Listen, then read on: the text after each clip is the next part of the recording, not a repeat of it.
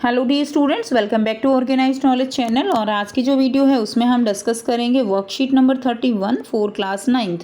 विषय हिंदी है और आज की जो वर्कशीट है वो आपके लिए 20 सितंबर 2021 के लिए शेड्यूल की गई है। जो आज की वर्कशीट है बच्चों वो आपकी व्याकरण पोर्शन से है, ठीक है, जिसमें हम उपसर्ग के बारे में पढ़ेंगे।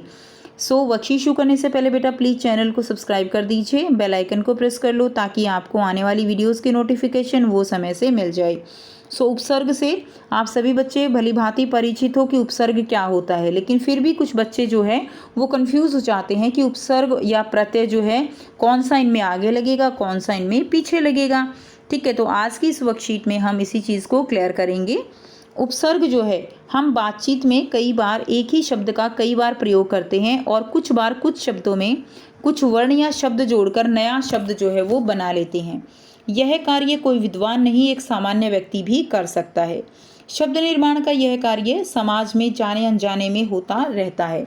सजग रूप से यह कार्य व्याकरण में उपसर्ग, प्रत्यय, संधि, समास आदि के द्वारा किया जाता है और इससे क्या है, हमारी भाषा जो है वो मजबूत होती है। यानी व्याकरण का अगर हमें पूर्ण रूप से जो है ज्ञान होता है तो हमारी भाषा जो है वो मजबूत होती है। तो आइए समझते हैं कि उपसर्ग क्या है। तो उपसर्ग बच्चों ये दो शब्दों यानी उप जमा सर्ग के मेल से बना है। उप का अर्थ होता है समीप और सर्ग का मतलब है सृष्टि या बनाना या निर्माण करना। यानी इसका मतलब क्या हुआ कि पास में रखकर दूसरा नया अर्थ वाला शब्द बनना। ठीक है, यानी एक ऐसा शब्द है जिसको अगर दूसरे के पास रख दिया जाए तो एक नया शब्द बन जाएगा।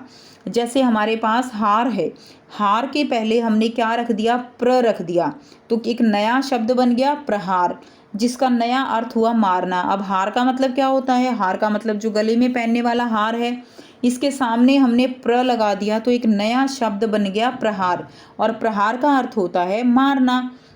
इससे क्या पता चला, इससे पता चलता है कि उपसर्ग जो है वो शब्द के पूर्व में जुड़कर उनके अर्थ को बदल देते हैं। उपसर्ग मनुष्य की मूंछ की तरह सदैव आगे ही लगता है। मनुष्य की मूंछ जो है वो कहाँ होती है, आगे होती है ना। तो आपको याद रखना है कि उपसर्ग मूंछ की तरह होते हैं जो हमेशा कहाँ लगते हैं, आगे लगते हैं। जैसे मूंछ के लगते ही मनुष्य के चेहरे पर परिवर्तन दिखाई पड़ने लगता है, उसी प्रकार उपसर्ग भी शब्द के रूप और अर्थ को परिवर्तित कर देते हैं। उपसर्ग के विपरीत जो प्रत्यय होते हैं वो पूंछ की तरह कहाँ लगते हैं, पूंछ की तरह पीछे लगते हैं। ठीक है, उपसर्गों के अपने अर्थ होते हैं और फिर भी इनका अलग से प्रयोग नहीं होता। तो उपसर्ग जो है इनका बच्चों अपने अर्थ होते हैं, लेकिन ये सबसे समझने वाली बात है कि उपसर्गों का अपना अलग से जो है कोई अर्थ नहीं होता। ठीक है, इनका प्रयोग नहीं किया जाता। ये अन्य शब्दों के साथ मिलकर एक विशेष अर्थ का बोध कराते हैं और इनके साथ मिलने वाले शब्दों को क्या कहा जाता है, मूल शब्द कहा जाता है। तो हिंदी में 5 प्रकार के उपसर्ग प्रयोग में लाए जाते हैं। पहला है संस्कृत के उपसर्ग। इनकी संख्या कितनी है, इनकी संख्या है 22।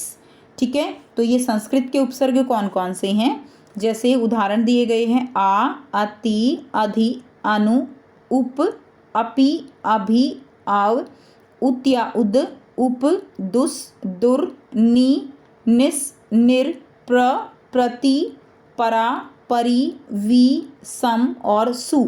तो बच्चों ये क्या है, ये संस्कृत के उपसर्ग हैं। अब अगर हम बात करें हिंदी के उपसर्गों की तो इनकी संख्या जो है वो 10 है। अ, अन, अध, औ, अव, उन, क, कु, दु, नि, भर, स, सु, बिन। ठीक है, ये क्या है, ये हिंदी के उपसर्ग है और इनकी संख्या कितनी है, 10 है। उसके बाद देखिए उर्दू के उपसर्ग जो है इनकी संख्या क्या है, इनकी संख्या 12 है। कम, खुश, गैर, जैसे गैर हाजिर, दर, ठीक है, ना, बे, ला, बद, बर, सर, हम, हर, इनकी संख्या क्या हो गई, 12 हो गई। अंग्रेजी के कुछ उपसर्ग भी हैं, जैसे कि सब है, sub inspector, deputy, vice, general, chief, head आदि, ये अंग्रेजी के उपसर्ग हैं। ठीक है, तो आपको याद रखना है बस, संस्कृत के कितने हैं, 22, हिंदी के हैं 10, उर्दू के हैं 12 और अंग्रेजी के उपसर्ग ये हो जाएंगे। क्लियर। अब देखिए नंबर 5 है उपसर्गवत या उपसर्ग की तरह प्रयोग में होने वाले अव्यय संज्ञा सर्वनाम विशेषण, ये भी इनको भी हम उपसर्ग की तरह प्रयोग में लाते हैं, जैसे अतः, अतः, अ, चिर, पुनर्, बहिर्, सत, पुरासम, सह, अन, अंतर, का, कु, न, परा, स, अलंग, आविश, तिरश, पुरश, प्रादुर। ठीक है, ये क्या है बच्चों, ये उपसर्ग की तरह प्रयुक्त होने वाले अव्यय संज्ञा सर्वनाम विशेषण हैं।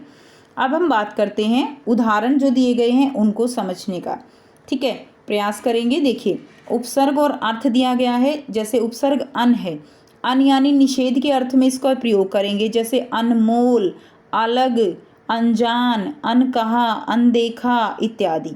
अति का मतलब होता है अधिक या ऊपर, तो अतिकाल, अत्याचार, अतिरिक्त, अतिशय, अत्यंत। सब का अर्थ होता है अधीन या नीचे, तो जैसे देखिए सब जज, सब कमेटी, सब इंस्पेक्टर। ठीक है ना, यानी जो नीचे यूज़ किए जाते हैं, जैसे सब इंस्पेक्टर हो गया, जो इंस्पेक्टर है उसके नीचे हो गया सब इंस्पेक्टर, ऐसे। उसके बाद देखिए बच्चों, अब आपको यहाँ पे कुछ प्रश्न दिए गए हैं, बहुत ही आसान सी आपको यहाँ पर एक्सरसाइज है। प्रश्न 1 है, उपहार शब्द में उपसर्ग और मूल शब्द को पहचान कर उसका सही विकल्प चुनिए। तो बच्चों ये बात हमेशा याद रखिएगा कि जो मूल शब्द होता है, जब हम उपसर्ग या प्रत्यय को हटाएं या देखें तो उसका एक अपना अर्थ अवश्य होता है। जैसे देखिए, इसका सही विकल्प चुनना है उ प्लस पहार, उप जमा हार, उपह जमा र, उप जमा आहार। तो इसमें सही आंसर क्या हो जाएगा, ख जो है सही आंसर हो जाएगा। उप जमा हार जो है इसका सही उत्तर है। प्रश्न 2 है, पराधीन शब्द में कौन सा उपसर्ग है। तो पराधीन में उपसर्ग कौन सा हो गया, प धीन पर जमा परा। तो इसमें उपसर्ग आपका रहेगा पराधीन में पर। ठीक है, पर जमा आधीन। ठीक है, तो ये आपका क्या हो जाएगा, पर इसमें उपसर्ग हो जाएगा। अब हम करेंगे 3rd, 4th और 5th क्वेश्चन को। ठीक है, प्रश्न 3 है, निम्नलिखित उपसर्ग से नए शब्द आपको बनाने हैं। तो देखिए, अति का क्या हो जाएगा, अत्यधिक, अतिक्रमण, अत्यधिक और अतिक्रमण। आ का हो जाएगा आगमन और आगत। ठीक है बच्चों, पर का हो जाएगा परहित और पराजय।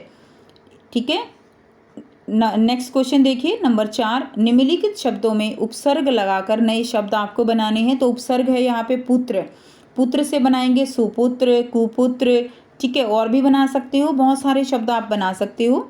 सेकंड दिया गया है हाजिर, हाजिर का जैसे गैर हाजिर। तीसरा दिया गया है ज्ञानी, तो इसका क्या हो जाएगा, आ उपसर्ग लगा के हमने बनाया अज्ञानी। ठीक है, उसके बाद देखिए प्रश्न 5 दिया गया है, निम्नलिखित शब्दों में से उपसर्ग और मूल शब्द को अलग अलग कीजिए।